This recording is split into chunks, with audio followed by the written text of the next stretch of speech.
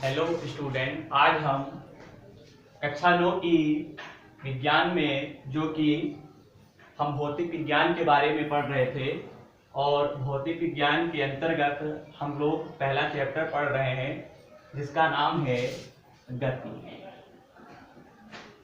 गति में हम लोगों ने भिन्न भिन्न परिभाषाएं पढ़ी हैं, समझी हैं, लेकिन आज हम सभी लोग हल करेंगे गति के समीकरण।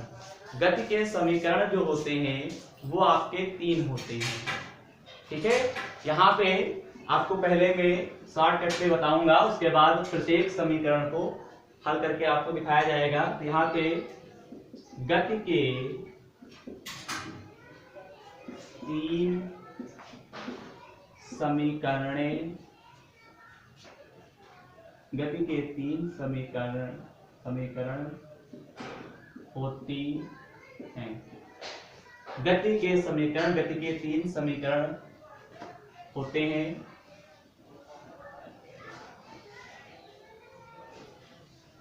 गति के 3 समीकरण होते हैं। पहला समीकरण है v बराबर u प्लस at। अगर आपसे कोई पूछता है कि गति का प्रथम समीकरण बताइए तो आप बताएंगे v बराबर u प्लस at।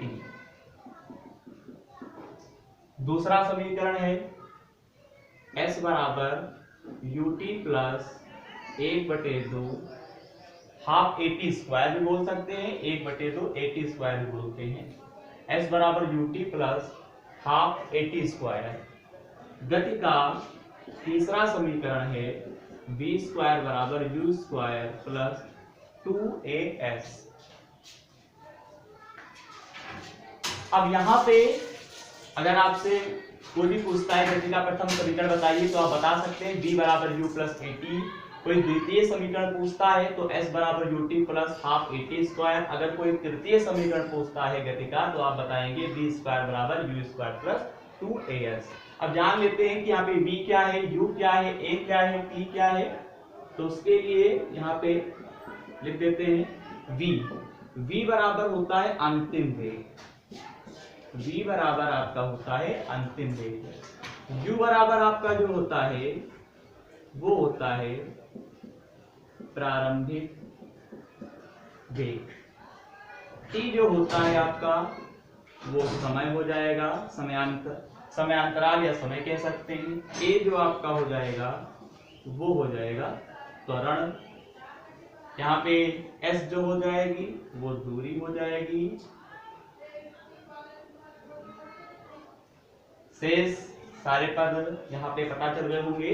v का मतलब होता है अंतिम वेग, u का मतलब प्रारंभिक वेग, t का मतलब समय, a का मतलब त्वरण और s का मतलब दूरी। अगर हम दूरी, समय आप जानते होंगे, दूरी भी जानते होंगे, वेग तो वैसे आपने पढ़ा है कि वेग क्या होता है। और यहाँ पे लेकिन यहाँ पे 2 प्रकार के वेग हैं, एक तो अंतिम वेग है और एक यहाँ पे प्रारंभिक वेग है।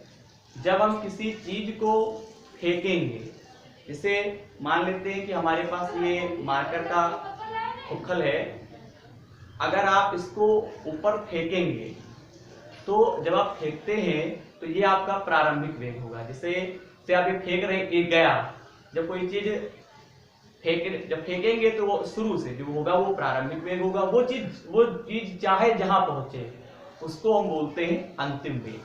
ठीक है, समझ रहे हैं। अंतिम वेग में से आप प्रारंभिक वेग को घटा देंगे तभी वहां पे बोला जाता है वेग परिवर्तन, मतलब वेग में परिवर्तन हो गया।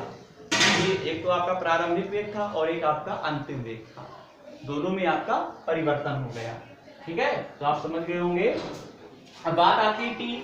किसी भी चीज को अगर मान लेते हमारे पास, ठीक है, मैंने भी खुखल बोल दिया, अगर आप केप बोलेंगे, यहाँ पे मार्कर का अगर आप केप लें और इस केप को जब आप फेंकते हैं, जब फेंके ये तो प्रारंभिक वेग हुआ, लेकिन जब इसको पहुंचने में इसको कुछ समय लगेगा, उस समय को आप t लिख सकते हैं। त्वरण का मतलब आप डिफिनीशन जानते हैं, वेग परिवर्तन की दर को हम त्वरण कहते हैं।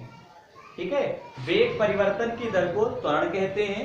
त्वरण आपके दो प्रकार के होते हैं, एक होता है धनात्मक त्वरण और एक होता है ऋणात्मक त्वरण। जैसे कि अगर हम कभी वायु, अगर त्वरण को अगर समझा जाए तो जैसे वायु होती है, तो वायु की जो स्पीड होती है, चलने की जो रफ्तार होती है, वो कभी धीमी होती है, कभी तेज होती है। तो उसी स्थिति को हम त्वरण बोल सकते हैं। कभी कभी क्या होता है, गाड़ी हमारी एक ही रफ्तार से नहीं चलती है, कहीं धीमी होगी रफ्तार, कहीं तेज होगी। तो यहाँ पे त्वरण भी आप समझ गए होंगे। दूरी की परिभाषा मैंने आपको लिखवाया है, आप उसे समझ लीजिएगा। चलिए अब हम गति का प्रथम समीकरण हल करेंगे कि ये प्रथम समीकरण आता कैसे है। ठीक है, एक बार फिर से हम बताएंगे। गति के 3 समीकरण होते हैं, v बराबर u प्लस at गति का प्रथम समीकरण, s बराबर ut प्लस 1/2 at स्क्वायर, ये गति का आपका द्वितीय समीकरण है। v स्क्वायर बराबर u स्क्वायर प्लस 2as, ये आपका गति का तृतीय समीकरण है। यहाँ पे v मीन्स अंतिम वेग होता है, u मीन्स प्रारंभिक वेग होता है, t मीन्स समय होता है, a मीन्स त्वरण होता है, s मीन्स दूरी होता है। ठीक है, धन्यवाद।